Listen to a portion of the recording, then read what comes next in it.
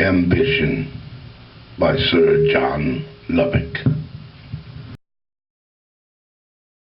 Fame is a spur that the clear spirits doth raise, that last infirmity of noble minds,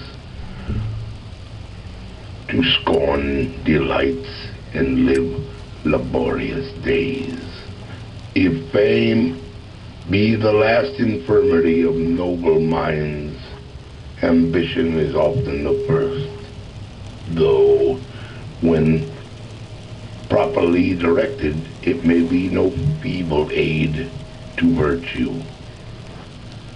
Had not my youthful mind, says Cicero, from many precepts, from many writings, drunk in this truth, that glory and virtue ought to be the darling, nay, the only wish in life, that to attain these, the torments of the flesh, with the perils of death and exile, are to be despised. Never had I exposed my person in so many encounters, and to these daily conflicts with the worst of men for your deliverance. But on this head, books are full. The voice of the wise is full. The example of antiquity are full. And all these, the night of barbarism has still enveloped, had it not been enlightened by the sun of science. End quote. The poet tells us that the many fail, the one succeeds. But this is scarcely true. All succeed who deserve, though not perhaps as they hoped. An honorable defeat is better than a mean victory, and no one is really the worse for being beaten unless he loses heart. Though we may not be able to attain, that is no reason why we should not aspire. I know, says Morris, how far high failure overleaps the bound of low successes. And Bacon assures us that if a man looks sharp and attentively, he shall see fortune. For though she is blind, she is not invisible. To give ourselves a reasonable prospect of success, we must realize what we hope to achieve, and then make the most of our opportunities. Of these, the use of time is one of the most important.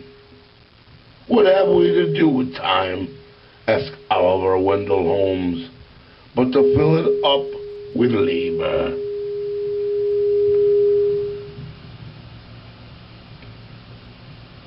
Quote, at the Battle of Montebello, end quote, said Napoleon, quote, I ordered Kellerman to attack with 800 horse, and with these he separated the 6,000 Hungarian grenadiers before the very eyes of the Austrian cavalry.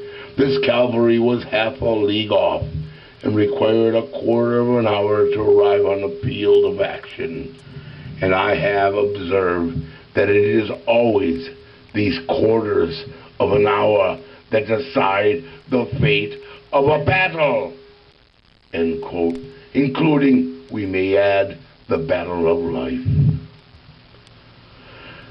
Nor must we spare ourselves in other ways, for, quote, he who thinks in strife to earn a deathless fame must do no ever care for life, end quote. Beowulf. In the excitement of the struggle, moreover, He will suffer comparatively little from wounds and blows which would otherwise cause intense suffering. It is well to weigh scrupulously the object in view, to run as little risk as may be, to count the cost with care. But when the mind is once made up, there must be no looking back. You must spare yourself no labor, nor shrink from danger. Quote, he either fears his fate too much, or his deserts are small, that dares not put it to the touch, to gain or lose it all, end quote. Montrose. Glory, says Renan, quote, is after all the thing which has the best chance of not being altogether vanity, end quote. But what is glory?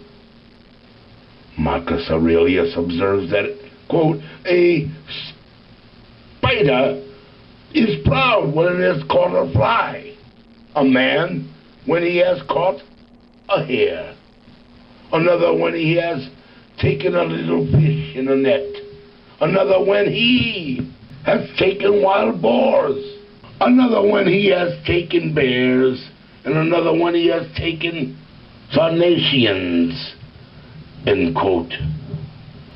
But this, if from one point of view it shows the vanity of fame, also encourages us with the evidence that everyone may succeed if his objects are but reasonable. Alexander may be taken as almost a type of ambition in its usual form, though carried to an extreme. His desire was to conquer, not to inherit or to rule. When news was brought that his father Philip had taken some town or won some battle, instead of appearing delighted with it, he used to say to his companions, quote, my father will go on conquering till there be nothing extraordinarily left for you and me to do, end quote. That was from Plutarch. He is said even to have been mortified at the number of the stars, considering that he had not been able to conquer one world. Such ambition is justly foredoomed to disappointment. The remarks of philosophers on the vanity of ambition refer generally to that unworthy form of which Alexander may be taken as the type, the idea of self-exaltation, not only without any reference to the happiness, but even regardless of the sufferings of others. Quote, a continual and restless search after fortune, end quote, says Bacon, quote, takes up too much of their time, who have nobler things to observe, end quote. Indeed, he elsewhere extends this and adds, quote, no man's private fortune can be an end any way worthy of his existence, end quote. Goethe well observes that man, quote, exists for culture, not for what he can accomplish, but for what can be accomplished in him, end quote. That was from Emerson. As regards fame, we must not confuse name and essence. To be remembered is not necessarily to be famous. There is infamy as well as fame, and unhappily almost as many are remembered for the one as for the other, and not a few for a mixture of both. Who would not rather be forgotten than collected as Ahab or Jezebel, Nero or Commodius, Messalina or Heliogabalus? King John or Richard III. Quote, "To be nameless in worthy deeds exceeds an infamous history. The Canatish woman lives more happily without a name than Herodias with one, and who would not rather have been the good chief than Pilate?" That was from Sir J. Brown. Kings and generals are often remembered as much for their deaths as for their lives, for their misfortunes as for their successes. The hero of Thermopylae was Leonidas, not Xerxes. Alexander's empire fell to pieces at his death. Napoleon was a great genius, though no hero. But what came of all his victories? They passed away like the smoke of his guns, and he left France weaker, poorer, and smaller than he found her. The more lasting result of his genius is no military glory, but the Code Napoleon. A surer and more glorious title to fame is that of those who are remembered for some act of justice or self-devotion, the self-sacrifice of Leonidas, the good faith of Regulus, or the glories of history. In some cases where men have been called after places, the men are remembered while the places are forgotten. When we speak of Palestrina or Perugino, of Nelson or Wellington, of Newton or Darwin, who remembers the towns, we think only of the men. Goethe has been called the soul of his century. It is true that we have but meager biographies of Shakespeare or of Plato, yet how much we know about them. Statesmen and generals enjoy great celebrity during their lives. The newspapers chronicle every word and movement, but the fame of the philosopher and poet is more enduring. Wordsworth deprecates monuments to poets, with some exceptions, on this very account. The case of statesmen, he says, is different. It is right to commemorate them because they might otherwise be forgotten, but poets live in their books forever.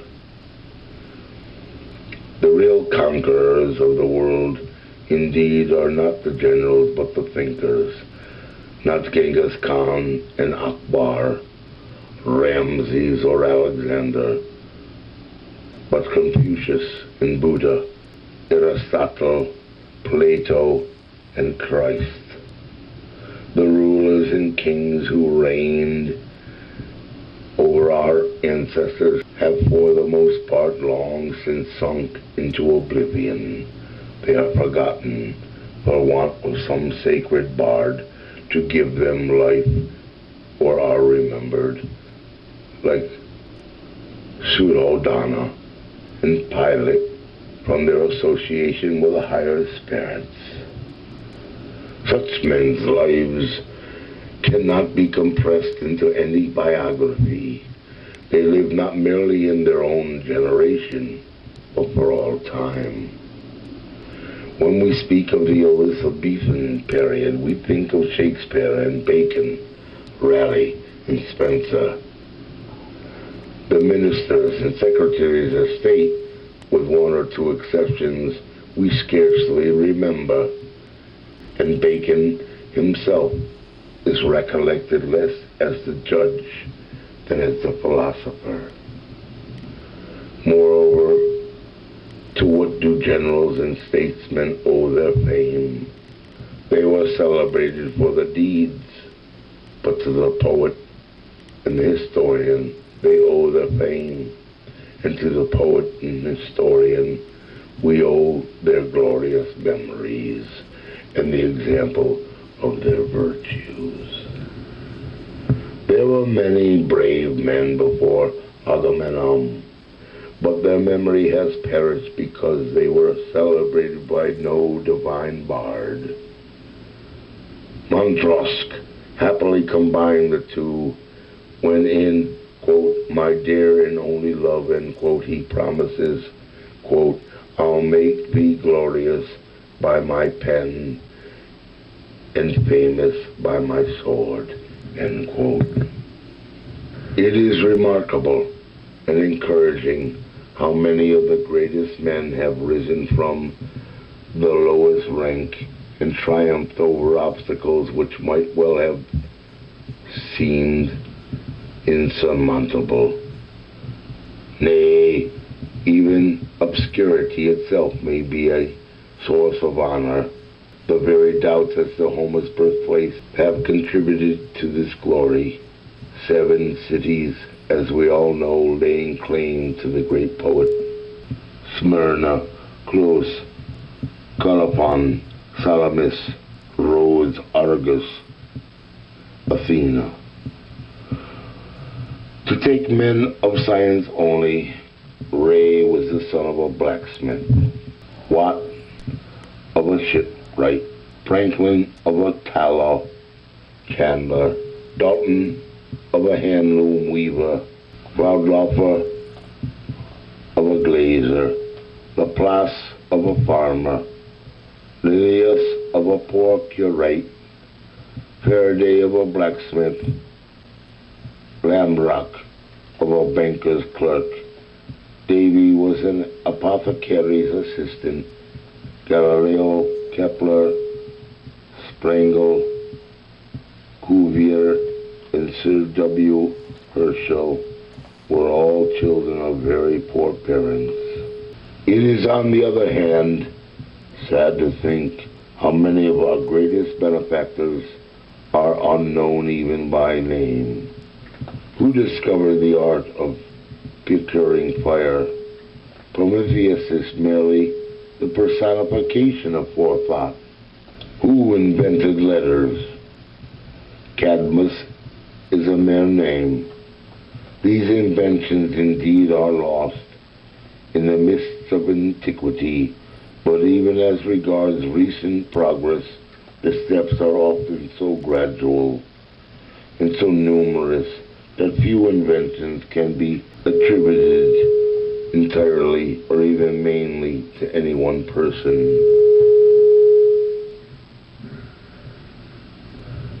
Columbus is said, and truly said, to have discovered America, though the Northmen were there before him.